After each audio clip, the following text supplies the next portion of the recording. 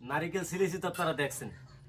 এখন এই একটা নারিকেলে কতটুকু পানি হয় এটা আপনাদেরকে দেখাবো। এই নিলাম একটা গ্লাস, এই নিলাম একটা বাটি।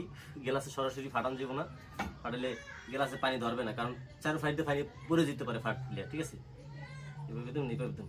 বিসমিল্লাহ। মুরব্বীরা কয় নারিকেল ফাটাইতে হলে এইভাবে ফাটাইতে নাই, ফাটাইতে এইভাবে। এই জন্য এইভাবে ফাটাই, জানি না কি অবস্থা হয়। ফাটে না কা? পারছে পারছে পারছে, হায় হায়। হ্যাঁ ঠিক আছে, ঠিক মতোই পারছি। দেখা যাক কতটুকু পানি হয়। এই যে পানি পড়তেছে, দেখাও এদিকে, এদিকে আগাই দেখাও।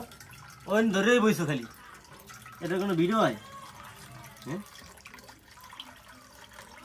একটু লড়াই সরে দেখাইতে, যে পানিটা পরে পানিটা দেখাইতে হয় এই যে। ঠিক আছে, এই যে যাই হোক পানি অতিরিক্ত হয়েছে, ক্যামেরাম্যান দুর্বল। ঠিক আছে, দেখা যাক। মানে হাফ লিটার পানি তৈবই, হাফ লিটার হয় নাই, একটু কম আছে।